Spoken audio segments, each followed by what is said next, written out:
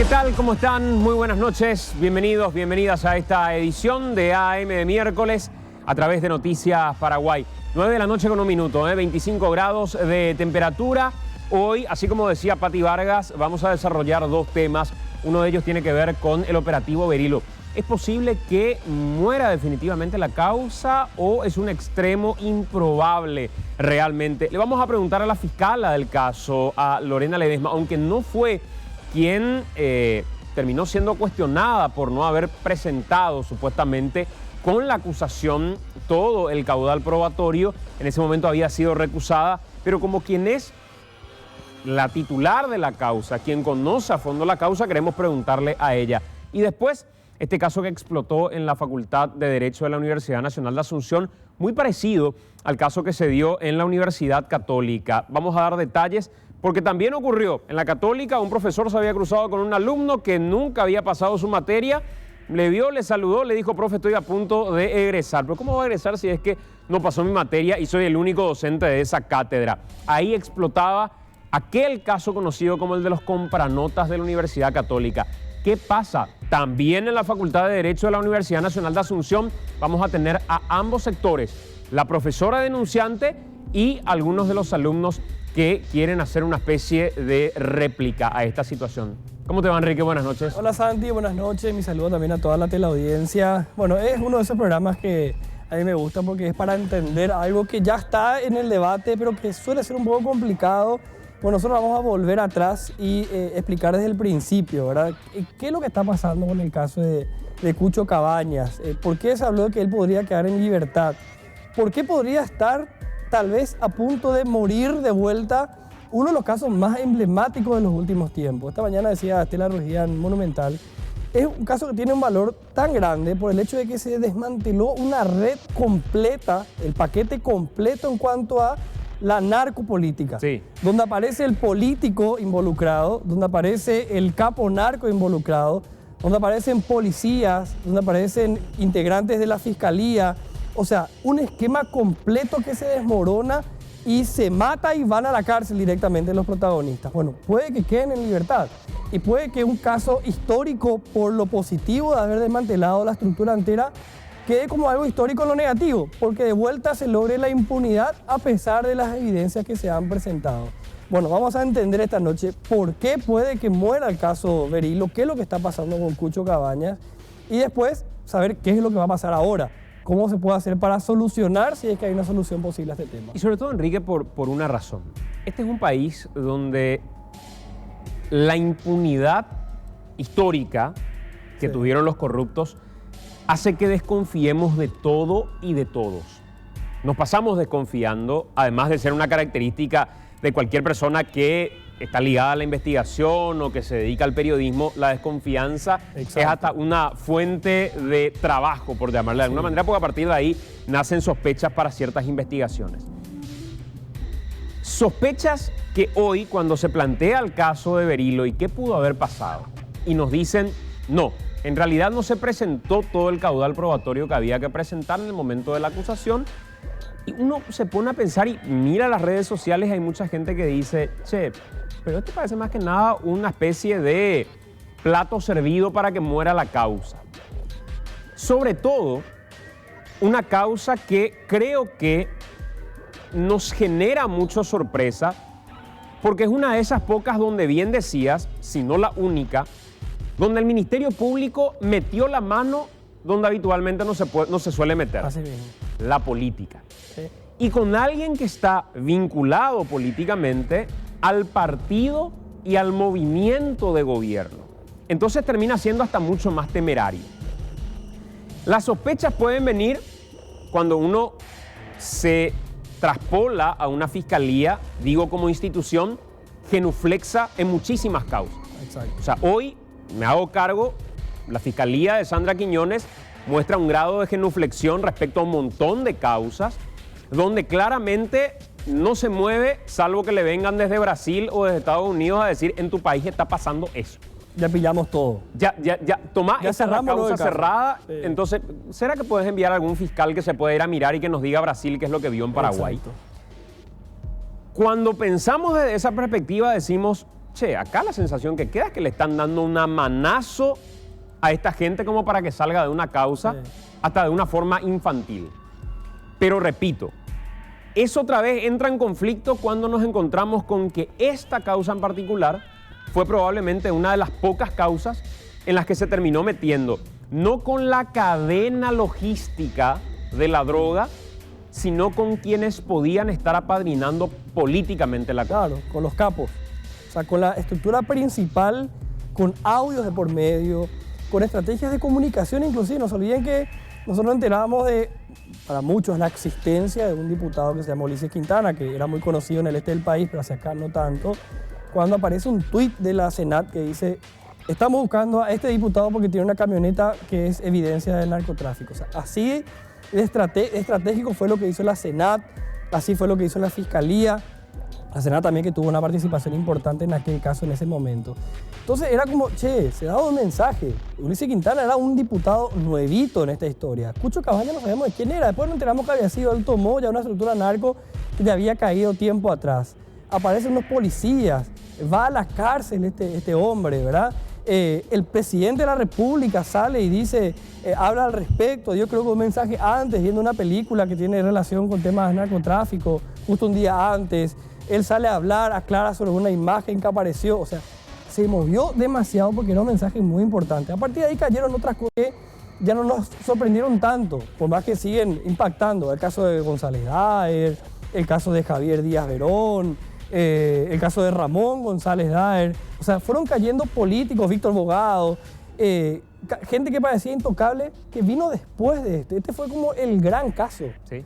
Si ahora queda impune, yo no digo que significará que los González Daer y todo el mundo quedará impune, Ibáñez, todos, pero de que se va a dar un mensaje en la línea que menciona Santi, y eso es peligroso.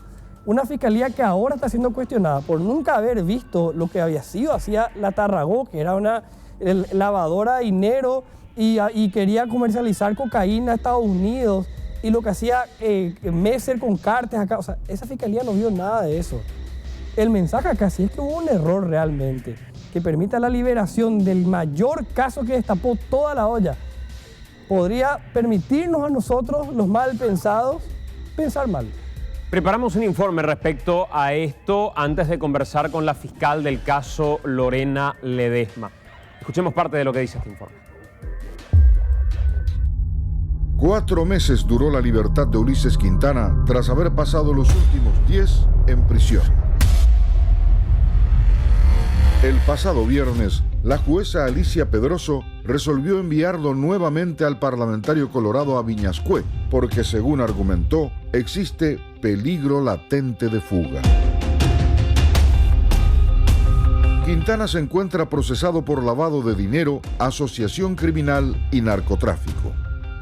En el momento en que el diputado altoparanaense estuvo en prisión, la Cámara de Diputados le había concedido un permiso. En esta ocasión, y de acuerdo con lo expresado por el propio titular de la Cámara, Pedro Aliana, no volverán a cometer ese error. Es decir, ya se inició la cuenta regresiva de la pérdida de investidura. Fue convocada Rocío Abed para que asuma la banca dejada por Quintana, y el denominado Clan Zacarías suma de esta manera un nuevo integrante en el Congreso Nacional. Abed es la esposa de Justo Zacarías, hermano de Javier. A menos de 2 meses de haberse tratado por última vez la pérdida de investidura de Miguel Cuevas, Carlos Portillo y Ulises Quintana, esta vez fue la propia justicia paraguaya la encargada de poner en orden lo que 39 diputados hicieron pasar por alto en octubre pasado. Son las caras que tiene la política paraguaya, que en ocasiones sostiene a legisladores procesados e incluso con varias evidencias en contra, o hace la vista gorda cuando sus parlamentarios deben ser sometidos a la justicia. Es la misma clase política que de un plumazo y sin dudarlo limpia del camino a los que son peligrosos por tener exabruptos con otros parlamentarios, pero sin haber estado involucrado en delitos graves. Mientras Ulises Quintana ingresa nuevamente a Viñascué, La defensa de Reinaldo Cucho Cabaña se encuentra haciendo todo lo posible para que su cliente pueda pasar las fiestas en su casa, alegando que la investigación es nula y no se presentaron acusaciones en contra de Cabaña. El asesor legal de Cabaña plantea una reducción de medidas bajo una fianza de 5.000 millones de guaraníes para que su defendido abandone la cárcel de Tacumbú y pueda cumplir su pena en la comodidad de su hogar. Además, los representantes de Cabaña creen que, ante el argumento de la nulidad en la investigación, la causa debe ser extinta, porque no se remitieron en forma las evidencias que respalden la acusación contra Cabaña. Solamente el tiempo podrá determinar qué pasará con el futuro político del diputado Quintana, que prometió meterse en la conversación para hacerse con la comuna esteña y que nuevamente ve complicadas sus chances al tener que someterse a la justicia con 3 cargos que deben ser debidamente investigados. Pero está todo limpio, o hay que maquillar. ¿Estará limpio?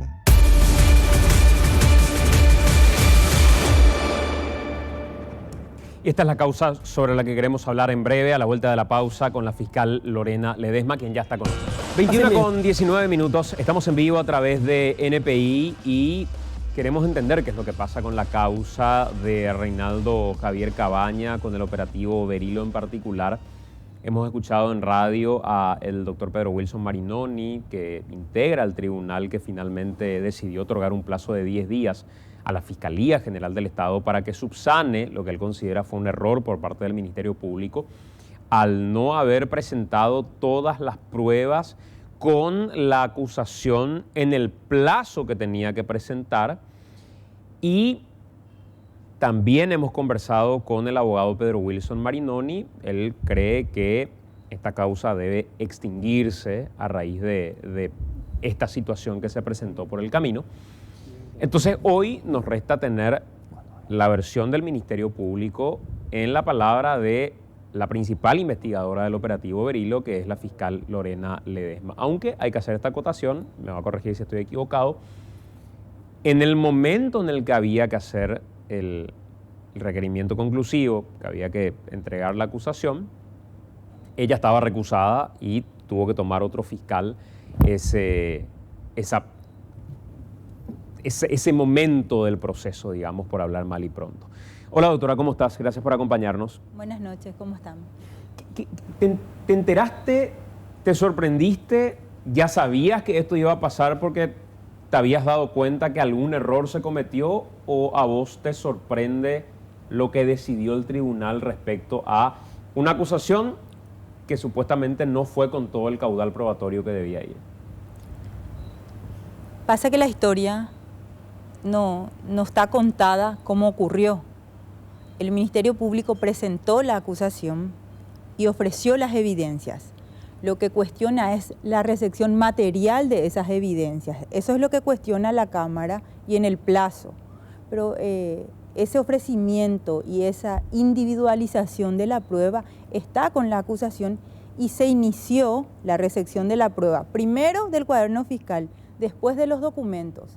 Entonces, hasta hoy, el Ministerio Público, el día de hoy, siguió presentando y entregando documentos que justifican la acusación. Entonces, cuando plantean una decisión con la naturaleza que tuvo y con el tenor que tuvo, primeramente yo me pregunto, ¿será que no tuvo el mundo de expediente para valorar que todos los días, de 8 de la mañana a 13 horas, el juzgado está recibiendo las evidencias que acompañan esa acusación? Entonces, sí me sorprendió la decisión yo tomo conocimiento a través de los medios. La jueza hoy recién fue notificada de la Cámara, también tomó conocimiento a través de los medios. Yo recibí la notificación 12:30 horas, recién hoy, el juzgado a las 12 horas, donde la Cámara de Apelación le traslada los antecedentes de la decisión y le dice que dé cumplimiento a lo que establece, es decir, que le dé trámite y remita a la Fiscalía General para que se cumpla o se acuse o se tome la decisión conclusiva que el Ministerio Público, hoy Fiscalía General, entienda. Pero ¿qué ocurre? Le remite esos antecedentes a esta jueza a una jueza recusada. Es decir, Ulises Quintana el viernes en la audiencia preliminar le recusó a la jueza. Esa recusación se dio trámite el lunes a la misma Cámara. El lunes hay un desistimiento de esa recusación ya después de la decisión de la Cámara y esos antecedentes se remiten a la Cámara de Apelación. Entonces la decisión hoy de la Cámara, primero, con los argumentos expuestos en la resolución, tomando una decisión jurídica que me parece a mí que no es la correcta, y después remitiendo esos antecedentes a una jueza que está recusada y que ellos conocen que efectivamente no puede recibir técnicamente, porque si hoy la jueza recibe esos antecedentes va al jurado por mal desempeño. Entonces esa coherencia entre la decisión que se dio, notificados hoy recién juzgado y fiscalía, más la remisión inmediata de los antecedentes para que se dé trámite al 139, sin ni siquiera haberme notificado a mí para que esa decisión quede firme, y a una jueza que no está en condiciones legales de recibir ese cuaderno porque precisamente está apartada y ese estudio tienen que hacerlo ellos. Entonces, esas decisiones ambiguas como la que se dieron y las que se siguieron dando en el día de hoy es la que nos terminó así todos sorprendidos, porque todos los días hay un requerimiento en la página web donde se identifica la prueba, se habla de cuaderno, por darte un ejemplo, contrato de compraventa de inmueble, copia de recibos de dinero, copia de los... hay como 6.000 biblioratos que tienen documentos que datan de todo el patrimonio de Reinaldo Cabañas en Ciudad del Este. Yo tuve la ocasión de conversar con el doctor Pedro Mayor Martínez y él en todo momento dijo algunas cuestiones que creo son importantes traer a colación ahora. Una de esas cuestiones era, en primer lugar, probablemente le era difícil a la Fiscalía traer todo el caudal probatorio porque era mucho material probatorio, eran muchos documentos. Pero si ese era el problema, siendo esta una causa tan emblemática, la Fiscalía debería haber previsto a mayor cantidad de gente todo el recurso humano necesario como para que no tengan este problema, decía primero. Ahí te doy la corrección, es que el problema no está en el ofrecimiento probatorio. Yo estoy en condiciones ahora de poner los 3.000 documentos que quedan pendientes. Lo que pasa es que el juzgado no tiene recursos y acá hay que hablar de cuestiones serias y reales, independientemente de las cuestiones jurídicas del fallo. Hay una infraestructura y un poder judicial que no tiene la capacidad de recibir esas pruebas. El juzgado habilitó un funcionario. Entonces, no es que el Ministerio Público no tenga la capacidad, no es que el Ministerio Público no haya individualizado la prueba, no es que el Ministerio Público no tenga identificado y tengo a disposición para... Bueno, no hay gente en el juzgado penal de garantías que me reciba esa prueba. Ese es el punto, ese yo creo que es el cuestionamiento que tenemos que entender, y que de verdad el juzgado no haya articulado los mecanismos y nos quedamos 72 horas, 5 días sin edie, el tiempo que sea necesario, pero es acá el obstáculo y los límites y los plazos para la recepción da la jueza, que es justamente lo que cuestiona el fallo. El fallo pues dice la Cámara, no puede ella generar una providencia sine die para que se presenten las evidencias, y hasta hoy seguimos haciendo. Entonces, ahí yo creo que hay que hacer una distinción de la responsabilidad del Ministerio Público y la del Poder Judicial. Sí, somos un equipo que trabajamos conjuntamente contra el crimen organizado, pero acá hay que determinar la responsabilidad, y en este momento esa responsabilidad no es la del Ministerio Público, porque nosotros pusimos a conocimiento, pedimos el plazo, ella otorgó un plazo, y ese plazo se está haciendo en la medida y en la disponibilidad de tiempo del juzgado. ¿Por qué? Porque el juzgado no interrumpió sus gestiones para sus otras audiencias. Tiene 5 audiencias al día, hay una audiencia acá, otra acá, y hay un solo funcionario que está recibiendo la prueba. Eso es un punto. 2, ante esa circunstancia, la jueza comunicó a la auditoría de la Corte para que venga y verifique que efectivamente el trámite de recepción de documentos se estaba dando diariamente. Esa es una decisión.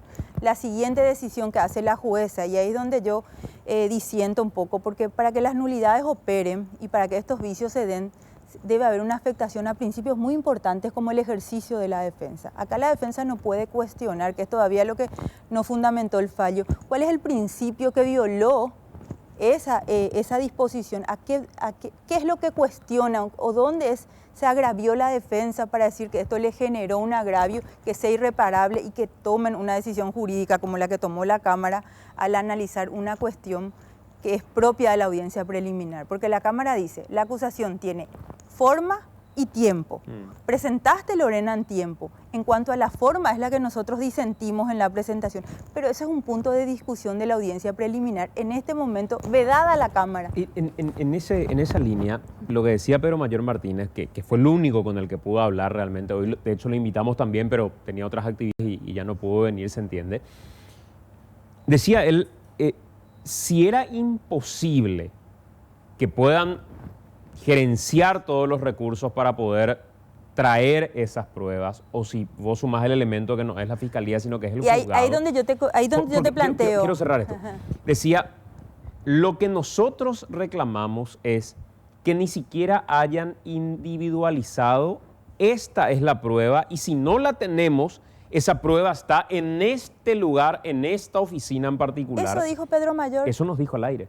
Pero entonces falta la verdad, porque le digo que lea la acusación y vea documento por documento, está individualizado, están estos, no, eso es faltar a la verdad de lo que ocurre en ese expediente judicial, es imposible. Es más, los vehículos se identificaron los objetos que van a ser sujetos a comiso, estamos hablando de 20 inmuebles, de 29 vehículos, donde se explicó quién tiene, que en este momento están administrados por Senavico, cada documento, dónde están las armas. Y yo te invito en este momento a que leas la acusación, porque precisamente esa es la obligación, describir el elemento y decir dónde está. Claro. Eso está en la acusación. Entonces, me parece que ese argumento, y un argumento en donde un juez, porque él es un juez de la causa, estamos hablando de Pedro Mayor, que fue un voto en consensuado con otro miembro y un voto en disidencia, ¿verdad? Entonces, falta la verdad en el análisis, y yo te invito, Santiago, a que leas la acusación, porque estaba escuchando el preámbulo de cómo inició. Esta es una causa que para el Ministerio Público, y vos sabés que precisamente para los fiscales de la unidad antidroga, fue un desafío muy grande. Primero, porque pensaban luego que no íbamos a poder probar, y se instaló mediáticamente una serie de cuestionamientos que tienen que ver hasta con la integridad de los fiscales que estamos en la causa.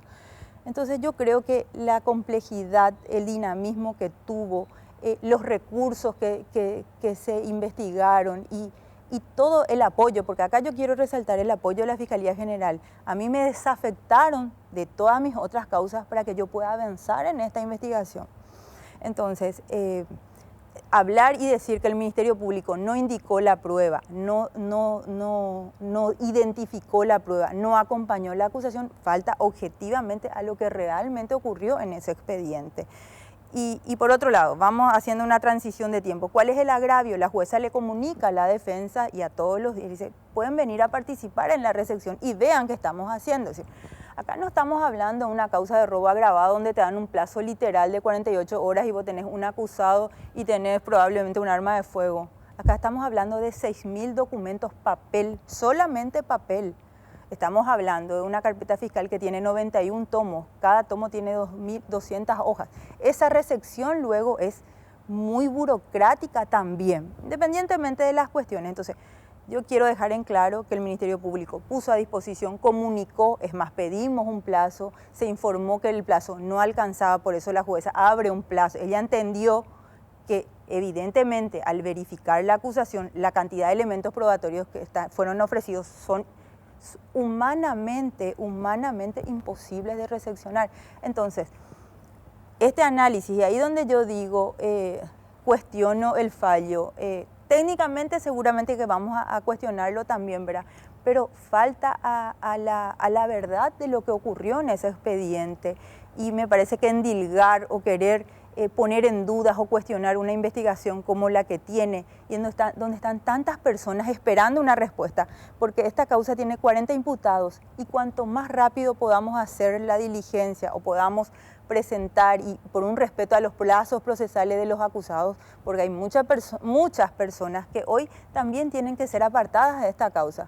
Fueron beneficiados con sobreseimientos definitivos y hay otras que están privadas de libertad, hay otras que están afuera. Entonces, esta decisión de hoy con respecto a que le notifica al juzgado, a un juzgado que ellos saben que hoy técnicamente no puede recibir, me pareció hasta ¿cómo es que si saben que esta jueza está recusada y si ellos tienen que tomar la decisión, le notifican de una decisión y le generan un error como tal? Consulto si en estos casos, digo procesalmente, cuando el tribunal tiene que tomar una decisión porque hay un reclamo hecho por una de las partes, ¿se le consulta al Ministerio Público sobre cómo fue el proceso o el Ministerio Público no fue convocado respecto a esta decisión en particular que tomó el tribunal? No, lo que pasa ¿Hubo es que un descargo del Ministerio Público en el proceso? Sí, hubo un descargo, hablamos de la legalidad del plazo, que este era un plazo judicial, explicamos en el descargo del Ministerio Público y fui yo la que contesté diciendo que es una situación que no puede ser atribuible al Ministerio Público, que nosotros pedimos al juzgado que nos habilite un plazo extraordinario por la cantidad de diligencia, que el juzgado no tiene los recursos para la recepción material de la prueba y que por eso estábamos haciendo en la medida y en la disponibilidad que esta jueza habilitaba. Es decir, ahí ya, es decir, una vez que se presenta la acusación, nosotros ya perdemos competencia. Mi responsabilidad es ofrecer todos los elementos que justifiquen esta acusación en un plazo que hoy seguramente yo creo que esto tiene que ser objeto de una revisión importante en cuanto al tiempo que se nos dé. Y hay una cuestión muy importante también ahí. Todavía la acusación no fue admitida. ¿Por qué? Porque todavía no se hizo la recepción de la prueba. Entonces, de toda la documentación. Y cuando aplican un análisis como el que se hizo, generando esto, y genera una serie de suspicacias, porque la causa se va a sobreseer y se presta tanta confusión en un lugar donde hay tantos intereses involucrados, hay intereses políticos, hay intereses de muchos funcionarios del Estado que hoy están procesados, hay una estructura que yo creo que en la investigación y en la exhibición se pudo percibir el caudal económico que tiene esta estructura y sabemos que el sistema judicial es muy permeable. Entonces, generar este tipo de decisiones y de otra vez que un juez de la causa que está obligado a mantener la imparcialidad emita juicios de valor y de esta naturaleza, a mí me preocupa, Santiago. ¿Te parece que la decisión más sana, la más correcta, fue que Ulises Quintana retorne a prisión? Con respecto a la decisión de Ulises, nosotros siempre sostuvimos en todos nuestros pronunciamientos que podría haber una obstrucción de él por las circunstancias particulares de este señor, me refiero a la función y al cargo que ocupa. Esa fue una posición que se asumió, que asumió la jueza y nosotros, yo creo que hoy las muestras que se dio justamente después de todos los elementos o todas las cuestiones que se dieron, me parece que esa era la decisión que la jueza consideró en ese momento, hizo una valoración importante de los posibles actos obstructivos que se podrían dar. Y bueno, esa es la decisión de ella. ¿Qué precedente crees que deja esta decisión tomada por el tribunal? Si vos tenés que mirar no a la causa de hoy, si tenés que mirar a otras causas que tenés, a otras causas que pudieran interpretarse de forma similar, a otras causas donde por el caudal probatorio que tenían, el momento de la acusación no era suficiente en tiempo como para poder arrimar todas esas pruebas, como cuestiona el tribunal. ¿Qué precedente crees que deja? Yo creo que algo muy importante y nos lleva a la reflexión en cuanto a Poder Judicial y a Ministerio Público. Es decir, estamos ante investigaciones muy complejas y técnicamente muy complejas y que despliegan mucha logística. Entonces, habría que articular mecanismos para que efectivamente se puedan respetar esos plazos. Hablo de que el Poder Judicial tenga 7 personas que hoy puedan recibir 6.000 documentos y que el Ministerio Público también tenga esa capacidad de hacerlo. Que en una causa como esta estén afectados más fiscales, por ejemplo, porque yo fui recusada cuántas veces, entonces ISAT trabaja conmigo, ISAT toma una decisión porque conoce la causa, pero hubo oportunidades en que nos recusaron a todos.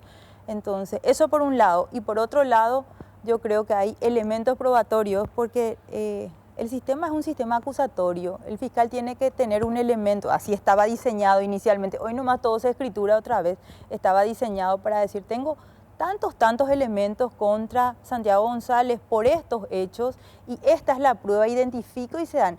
El momento procesal oportuno es el juicio oral. Entonces hoy hay pruebas y hay elementos que se están agregando en juicio, que esta misma Cámara confirma. Es decir, no fueron agregados ni en la acusación, no fueron agregados en la audiencia preliminar, recién fueron agregados o por pedido de la defensa como medida de mejor proveer o como elementos que fueron ofrecidos en la acusación, pero técnicamente por una cuestión de recursos. Y te doy un ejemplo sencillísimo, la extracción de datos de celulares, que solamente hace el Ministerio Público, donde solamente tenemos 2 peritos forenses para extraer los datos del teléfono. Entonces, casi siempre, pero sí, creo que hay un 98% de causas donde el contenido de la extracción de datos de celular se presenta en juicios orales.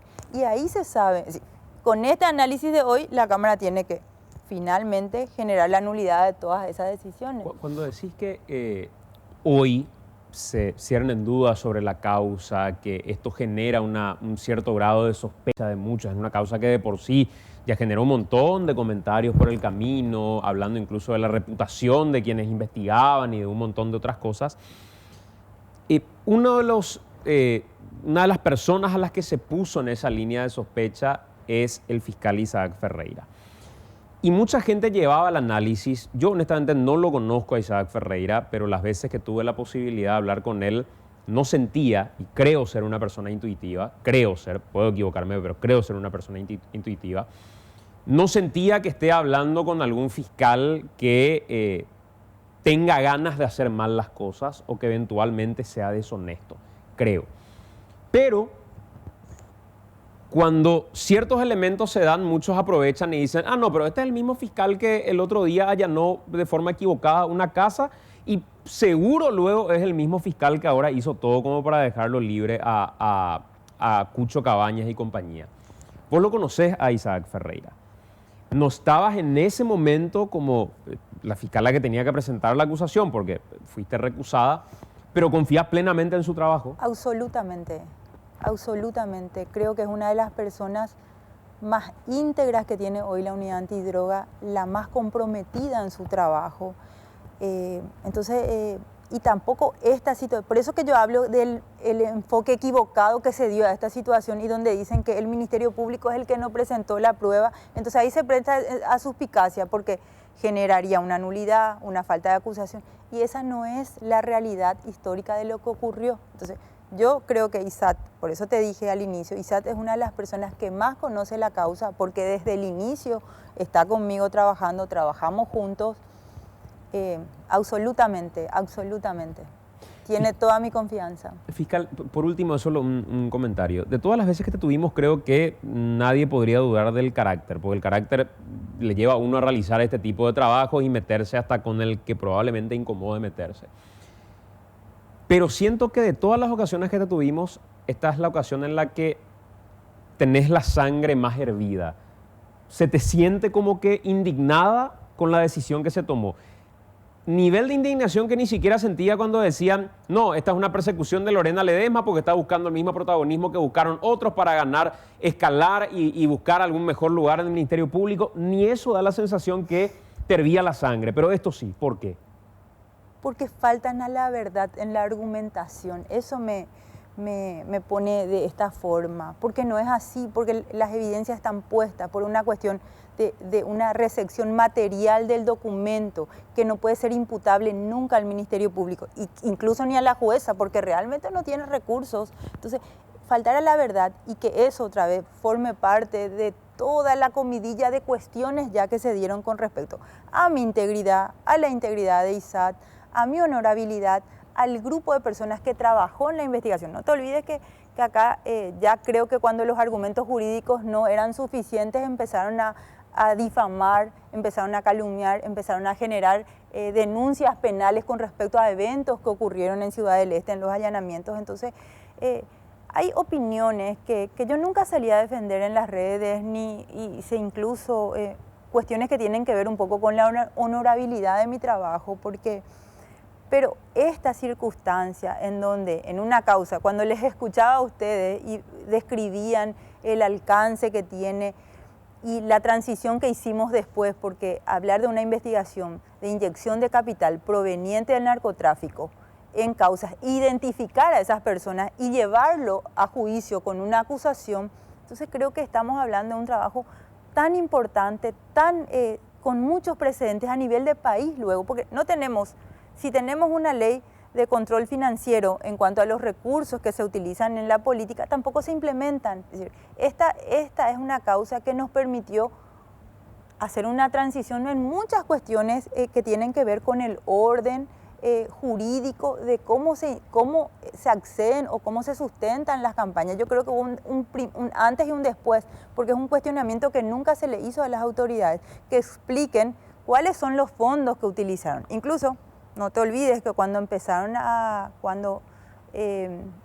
se dieron las primeras intervenciones, uno de ellos dijo, sí, yo recibí la donación, yo recibí camiseta, pelota, recibí una serie, es más, varios aportes, pero como algo propio y normal, sabiendo el origen de esa línea. Entonces, yo creo que esto generó también muchas posiciones del Ministerio Público con los cuantos eventos que se dieron, ¿verdad? Por eso que creo que hoy, con estos argumentos y donde hay títulos por todas partes y todo el mundo opinando otra vez y hablando de la credibilidad del Ministerio Público, en un momento donde tenemos un déficit de recurso técnico y humano muy importante y con todo el recorte presupuestario, otra vez que genere esto ante circunstancias que no son así como están contadas. Entonces yo nuevamente le digo a quienes toman decisiones como esta, que vean la complejidad de la causa y todos los días me dicen a mí,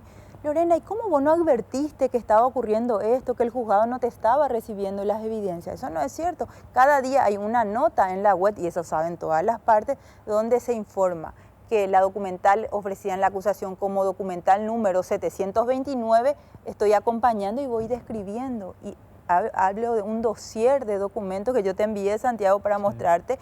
Estos son los documentos que estamos enviando todos los días. Mi gente estuvo hoy trabajando. Yo estoy nuevamente en esta causa desde el 1 de octubre. Recuperé otra vez la posta con ISAT, ¿verdad? Y desde ese día estamos entregando todos los días las evidencias. Doctora, gracias por acompañarnos. Muy amable. Gracias. Lorena Ledesma compartiendo con nosotros. A la vuelta de la pausa nos acompaña la profesora de la Facultad de Derecho que denuncia lo que aparenta ser un nuevo caso de vulneración de notas de alumnos en la Facultad de Derecho en particular, pero en este caso en la UNA. Hacemos la pausa, en breve estamos de vuelta. Estamos de vuelta, 21:52, y voy a tratar de ser justo con el tiempo y darle acá parte del espacio que equitativamente corresponde. Estamos con María Elena Acevedo, docente de la Facultad de Derecho, que denunció un caso similar al que se dio en la Universidad Católica. Poniendo en contexto, Jorge Bogarín, docente de la UCA en su momento, se cruza con un alumno. Ese alumno le dice en secretaría, estoy terminando la carrera. Y ahí como que le cae la ficha a Jorge Bogarín diciendo, pero yo soy el único docente de una materia que él no pasó y no puede estar terminando la carrera sin haber pasado por mi materia. Le llamó la atención, miró en el sistema figuraba con 3, por poner un ejemplo, y sin embargo él va a la casa, tenía su registro y ve que ese alumno no había pasado esa materia. Entonces dijo, voy a empezar a chequear uno a uno. Empezó a chequear uno a uno y se dio cuenta que había otros alumnos en la misma situación que no habían pasado su materia, pero que sin embargo habían avanzado ya en su momento. Terminó siendo un caso emblemático, conocido como los compranotas de la Católica. Algunos fueron desvinculados de la causa, otros continúan vinculados. Algunos aceptaron como una salida, otros directamente hasta hoy siguen cuestionando que, por ejemplo, la Universidad Católica no haya permitido hacer un peritaje para saber quiénes fueron los funcionarios que adulteraron esas notas, y se llegó hasta ahí en la investigación. La profesora María Elena Acevedo es docente de la Universidad Nacional de Asunción, de la Facultad de Derecho, la Cátedra de Finanzas Públicas, y denuncia un hecho similar en Derecho UNA. Hola, profe, ¿cómo te va? Gracias por acompañarnos. Gracias, Santiago. ¿Cómo estás? ¿Cómo fue tu caso en particular, a diferencia de este que estaba comentando de Jorge Bogarín? Mira, no sabía que había sido tan fortuito lo del doctor Bogarín, pero me pasó algo similar, porque fue algo absolutamente fortuito también. de pronto me encuentro con, te imaginas, la Católica tiene un número de alumnos, los estudiantes de la Nacional superan ampliamente el número de los estudiantes de la Católica. Pero me llamó la atención un par de vocecitas que me comentaron que mucha gente había traspuesto la materia, que es generalmente una materia bastante compleja en Derecho 1. Y me puse a revisar. Un día, el 11 de octubre, me voy con una escribana a la dirección académica de la facultad porque quería cotejar que los registros de cátedra que tenía yo coincidían con los registros de la cátedra, si había algún dato que yo no había entregado, si tal vez algún documento faltó, y recojo la documentación. Esta documentación es la que empecé a cruzar. Y cruzando esos datos, porque había una planilla a la cual yo no había tenido acceso, porque me habían recusado para asistir al último examen, la última oportunidad, son 3 oportunidades, me habían recusado para asistir a la última oportunidad. Y ese dato no tenía. Los cruzo y me encuentro con la sorpresa de que alumnos que tenían el proceso académico, que es la sumatoria de las condiciones académicas para acceder al examen final, tenían puntajes diferentes al reporte que yo había hecho en su momento. ¿Qué tan diferentes, por ejemplo? Hablamos de 30 puntos en el reporte de la cátedra y 54 puntos en la planilla final. 0 puntos, es decir, no asistieron a la cátedra, no tomaron los exámenes, no se presentaron a los trabajos prácticos. En suma, tenían la obligación de recursar, no tenían otra salida. Y este chico en particular, este caso en particular, tenía 0 y aparecía con 54. O sea, suficiente como para poder aprobar.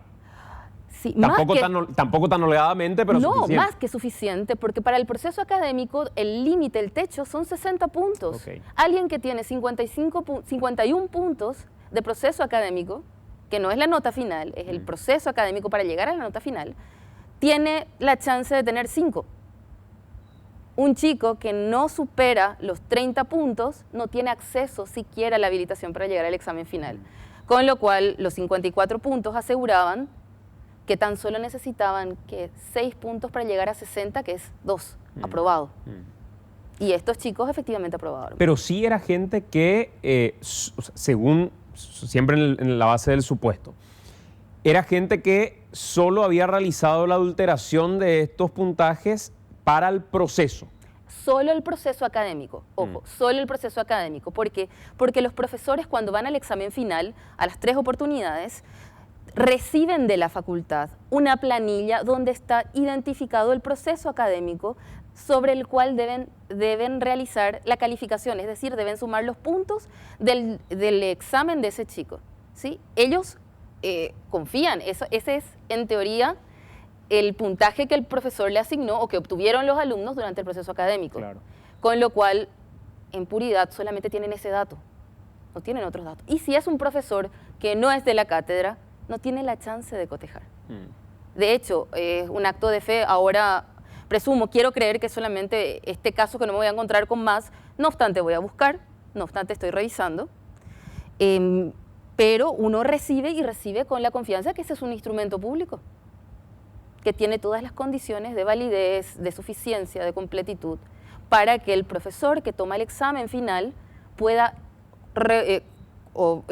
incorporar los datos de ese examen final y el alumno finalmente apruebe o no apruebe. O sea, el profesor ya en ese momento llega suficientemente convencido de que en realidad se trata de algo que no va a ser vulnerado. De un dato cierto, en realidad de un dato cierto. O sea, tomamos como si fuera un dato cierto en todos los exámenes. Nadie va sospechando por la vida llevando su propia planilla diciendo capaz la universidad me pasa un dato vulnerado. O pudo haber algún error. Supongamos que pudo haber un error también que podría ocurrir, ¿verdad? Pero por las dudas, te imaginarás, luego de este episodio, el día de hoy que tomamos examen de finanzas públicas con todas las cátedras, turno mañana, turno tarde, turno noche, me puse a cotejar 1 a 1 cada uno de los puntajes de los chicos que estaban ahí. ¿Y hoy no encontraste ninguna irregularidad? Hoy no encontré ninguna. O sea, ¿encontraste en ese semestre en particular? En ese semestre. Y en ese semestre, por la misma razón o por similares situaciones a la del doctor Bogarín. Y curiosamente fue él a quien acudí para que suscriba conmigo, que me patrocine la denuncia penal y la denuncia administrativa, porque en ambas instancias vos sabés que hay responsabilidad no solamente penal, aquí hay responsabilidad administrativa y académica. Claro.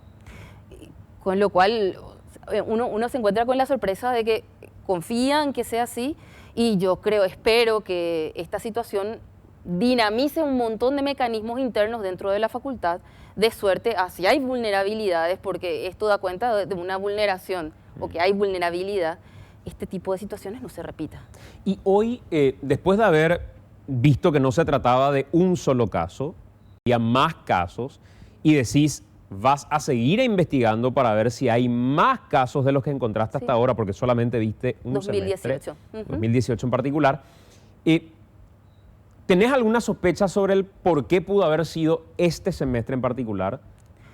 Mira, el por qué este semestre en realidad me di cuenta en este semestre. Esa es la verdad, porque rumores, sabes que existen un montón, pero prueba cierta, concreta, responsable y cotejada, creo yo que es la primera vez que se presenta así. Yo no recuerdo ningún precedente de estas características. Y tengo ya en la facultad muchos años, desde el 2006 que estoy escalafonada. Con lo cual, por eso te digo, yo creo que es importante, por una cuestión también de sumar confianza en la universidad. O sea, la universidad tiene que permitirle a la ciudadanía decir los recursos que estamos quitándoles a ustedes como impuestos, porque la universidad se sostiene económicamente con los impuestos, están siendo aprovechados de una manera correcta. Y los profesores, vamos, porque hay profesores que vamos. Yo hablo de mi cátedra porque soy una profesora que va a todas las clases y realizo todas las actividades y trato de identificar e incorporar nuevos recursos.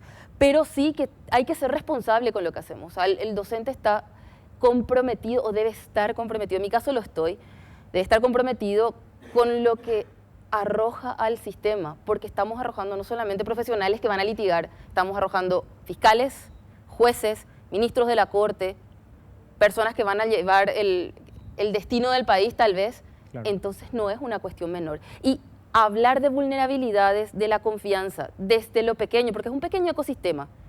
La universidad, la facultad es un pequeño ecosistema, donde se produzca este tipo de cosas. Resulta realmente muy complejo y bastante doloroso. Hubo en el proceso, cuando te das cuenta de esta situación, recurrís a autoridades universitarias. Sí. ¿Cuál fue la respuesta que te dieron las autoridades? ¿Hubo apertura absoluta o hubo cierto grado de sigilo, como también se denunció en la Católica, que pretendían guardar la basura bajo la alfombra hasta que finalmente explotó? Bueno, cuando yo presento la denuncia el 4 de noviembre, la denuncia formal, porque lo primero que hice fue pedir más información. Pedí más información, tener acceso, porque los profesores no tenemos acceso a lo que se publica, es decir, a la información de informática que llega, se cuelga a la web y el alumno accede a saber su nota. Esa información nosotros no tenemos. El circuito se acaba con la entrega de las planillas a la dirección académica. Lo cual me parece un despropósito. Y en realidad y en realidad vulneraría el deber de transparencia, por lo cual solicité a la universidad, a la facultad, que podamos tener acceso a eso. Imagino que eso tendrá su trámite interno, yo voy reiterando y reiterando, creo que voy por la 5ª reiteración, porque la facultad se mueve a un ritmo mucho más lento, pero ¿qué pasó? Después del 4 de noviembre, el Consejo Directivo de la facultad, que eso recalca un montón, toma la decisión de abrir un sumario administrativo. Y hay ahora abierto un sumario administrativo para investigar la responsabilidad interna, porque te digo una cosa, lo concreto aquí es que no hay sospecha de que puede que se haya cambiado. Se cambiaron. Se cambiaron porque el contraste de documentos es lo que es. Y son instrumentos públicos. Con lo cual, ahora es identificar dónde está el problema, dónde está la responsabilidad, qué hacer para que esto no vuelva a ocurrir, qué hacer para capitalizar confianza, porque esto merma de manera significativa la confianza que se pueda tener. Hay una cuestión que dentro de la investigación a uno le puede llevar a preguntarse quién colaboró para cambiar, porque vos decís, es certeza para vos, sí, se cambió, sí, eso es irrefutable, ¿verdad? Sí. Pero en contrapartida, el alumno, además de quien cambió eventualmente, que debe ser investigado por la facultad, el alumno que no cumplió con ese proceso y llega al examen, a pesar de no haber cumplido con el proceso, sabe que cometió una irregularidad. No es que se sorprende porque no sabía su nota y no sabía cuánto le habían otorgado, sabe que ni siquiera asistió. Y si ni siquiera asistió, sabe que no tiene el puntaje como para poder rendir. Nadie se sorprende ese día diciendo, ah, mira, me habilitaron. No, menos si tenés 0 y pasás a 54. ¿Hubo alguna convocatoria a los alumnos como para que ellos den una explicación sobre lo que pasó? No, pero te digo más, justamente para decir eso, por generación espontánea, de pronto, si yo no asistí a clases, si yo no rendí los exámenes, si yo no participé, es muy difícil que pueda sostener, bueno, de pronto apareció alguien me quiere mucho, o me tiene tanto afecto, o soy tan importante, que aparece esta nota, es imposible. No, de hecho ni siquiera voy. No, de hecho, pero para sumar a tu línea discursiva, te comento que los 2 primeros exámenes finales fueron escritos, con lo cual los alumnos que asistieron a esos exámenes firmaron su asistencia al lado de su habilitación.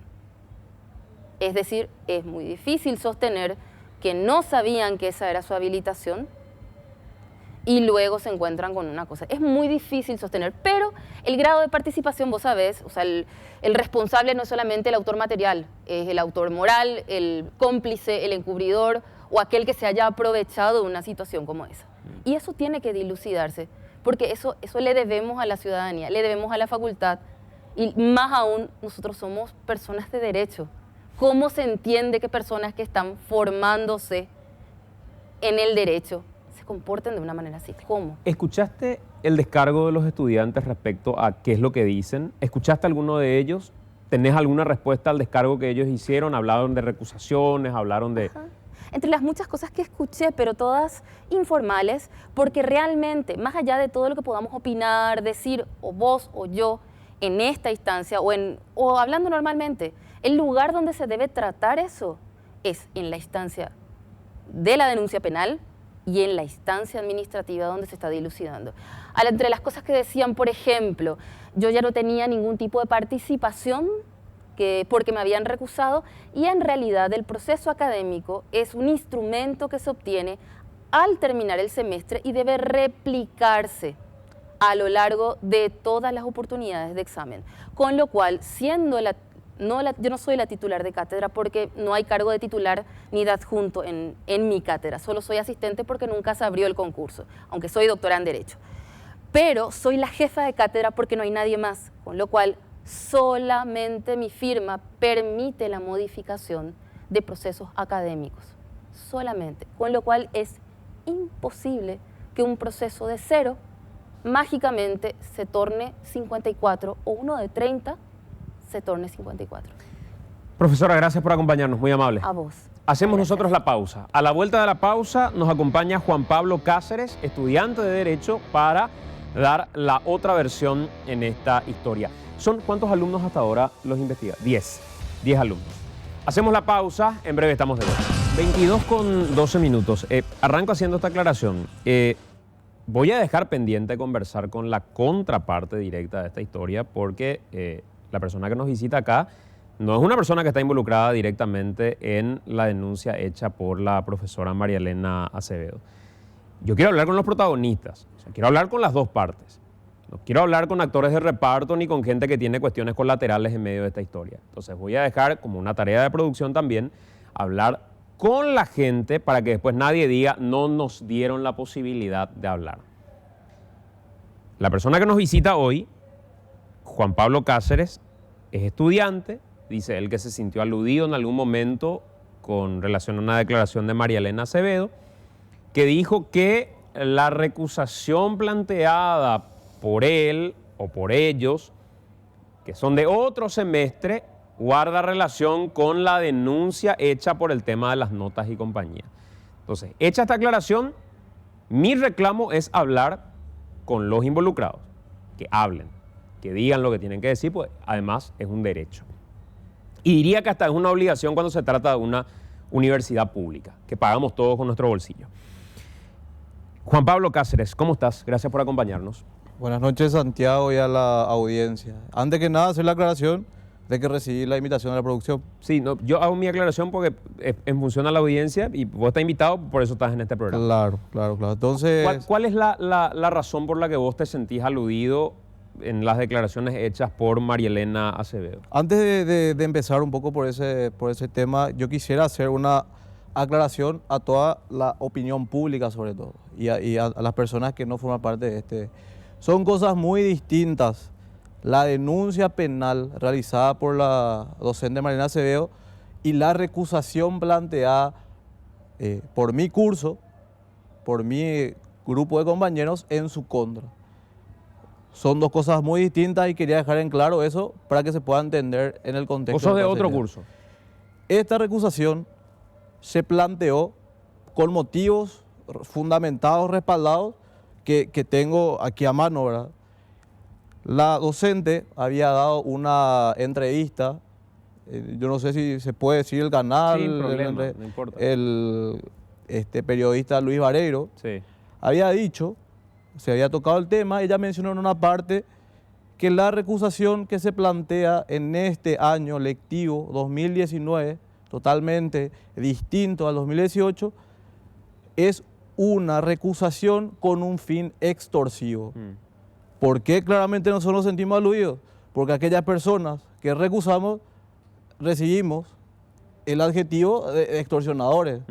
Todos sabemos que el Código Penal establece que la extorsión es un hecho punible, o sea, nos están acusando de un hecho punible ¿Por qué recusaron ustedes? que no cometimos, terminando ese punto. La acusación en sí, planteada contra esta docente, está fundada en 4 puntos o ejes principales, ¿verdad?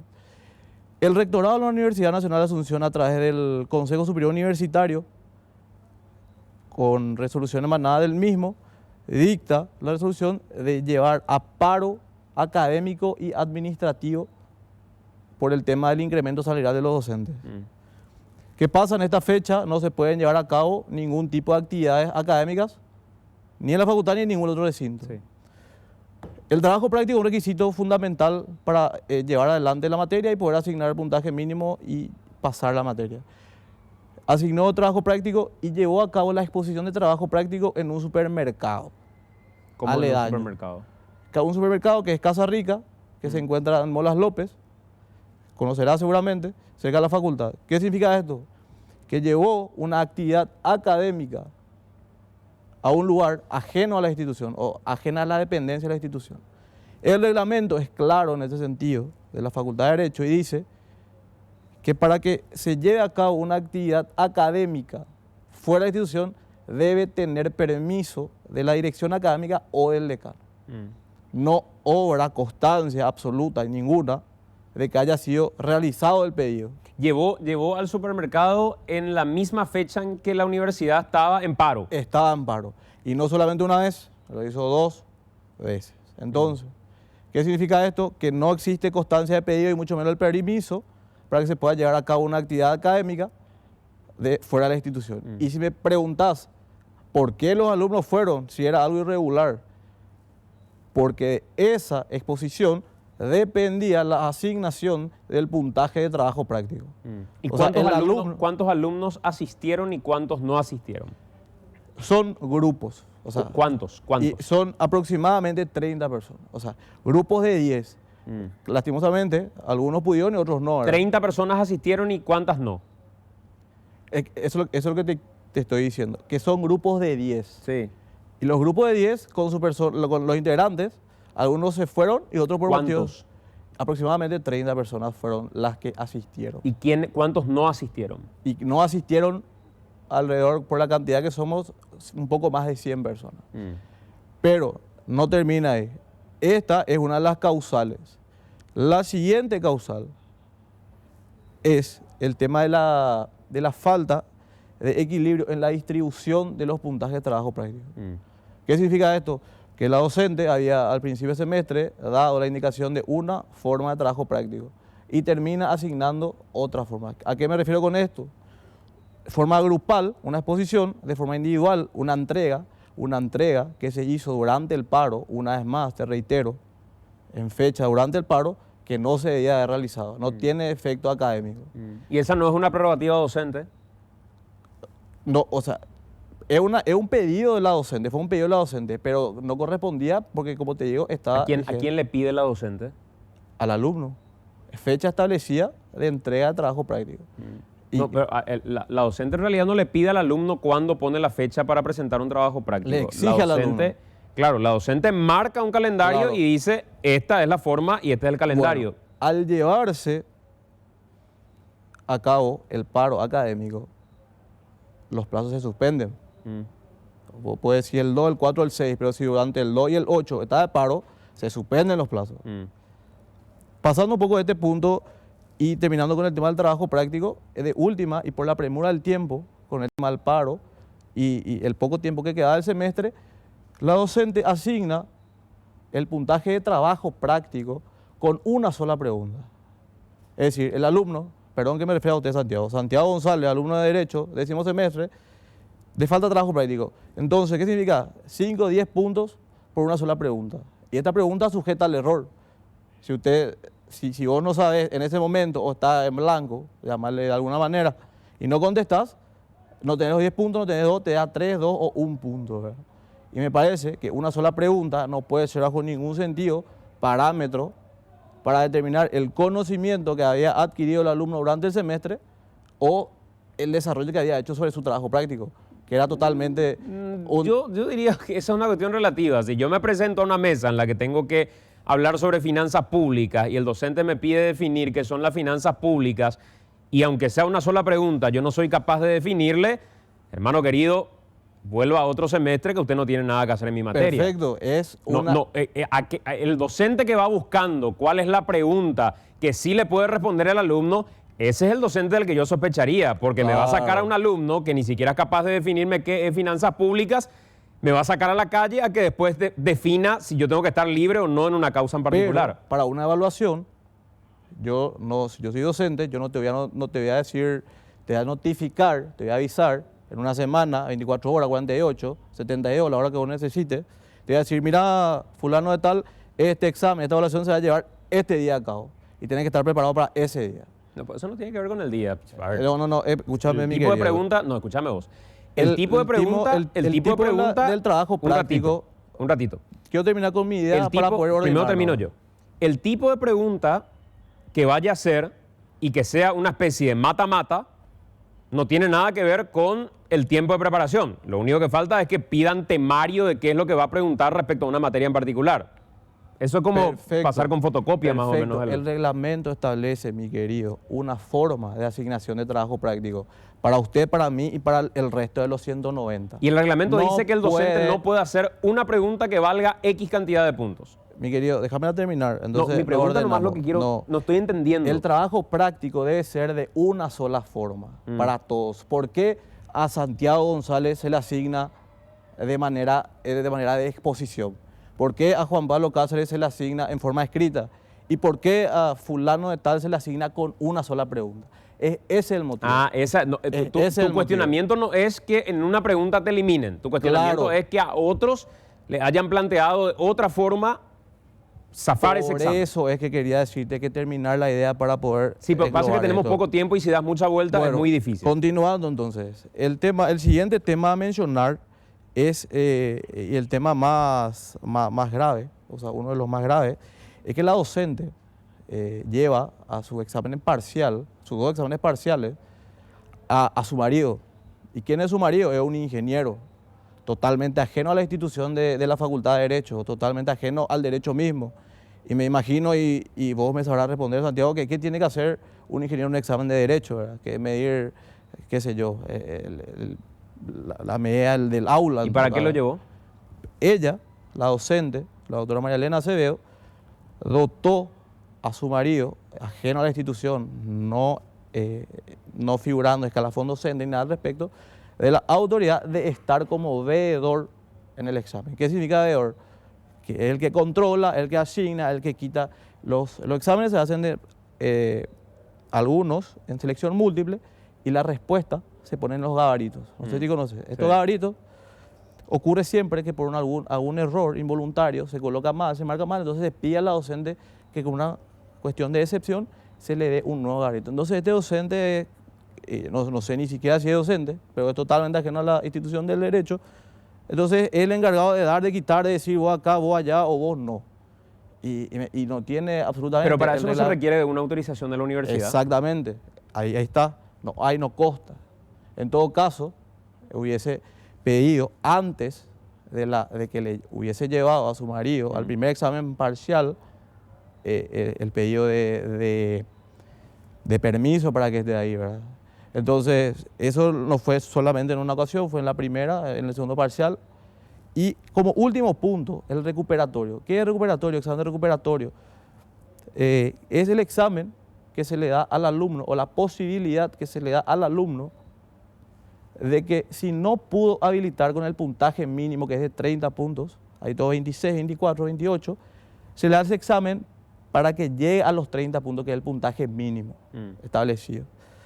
¿Qué pasa? El reglamento académico establece esto y establece como sanción la asignación de los trabajos del puntaje si es que no se lleva a cabo. También establece el calendario académico, que la fecha de realización. En este año fue el 11 al 15 de noviembre. Durante esta fecha, la docente no llevó a cabo. Consta en el mensaje de WhatsApp que hemos propuesto llevarlo a cabo dentro de fecha, yo le he propuesto y me ha dicho que tenía otras actividades. ¿Y ustedes formalmente presentaron alguna nota de protesta ante la Secretaría Académica? Es esta. No, en el momento en el que sucedía eso. Te explico. No, eso nomás. Si presentaron formalmente alguna nota, no por mensajes de WhatsApp, los mensajes de WhatsApp podrán ser...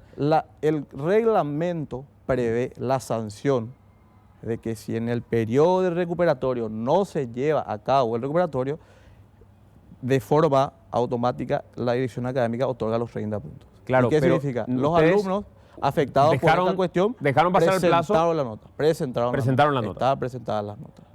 Se presentaron las notas de asignación de 30. ¿Cuándo ustedes recusaron a la profesora? Termino... El programa es lo que termina, por eso te pregunto muy rápido. Problema, te digo rápido. Me quedan 2 minutos. La docente, en esta desesperación por salvar este error, en un domingo 24, al mediodía, empieza a llamar a los alumnos de forma particular, aquellos que estaban dentro del recuperatorio. Esto consta a los compañeros, esto es prueba de ellos, de forma de su teléfono particular, empieza a llamar y citar con 24 horas de antelación a un examen recuperatorio el día siguiente, estando fuera de plazo. Fuera de plazo de manera irregular y contra el reglamento. ¿Cuándo vigente. recusaron a la docente? Recusamos en fecha 22 de noviembre de este año. ¿Y los hechos cuándo sucedieron? ¿Estos hechos cuándo se dieron? Los hechos, el tema de las exposiciones, son anteriores a la recusación, y los hechos que te expongo, el tema de los exámenes recuperatorios, el examen recuperatorio es posterior. ¿Cuándo se dio, por ejemplo, este primer episodio que me relatabas del tema de los trabajos prácticos? Los trabajos prácticos durante el mes de septiembre y los primeros días de noviembre. ¿Y esa no era la oportunidad de recusarla? Era la oportunidad en el caso de que hubiese sido así, porque así estaba establecido. Claro, pero ¿no era esa la oportunidad para recusarla cuando sucedió aquello? Cuando sucedió aquello teníamos la oportunidad. Pero ¿por qué no lo hicieron?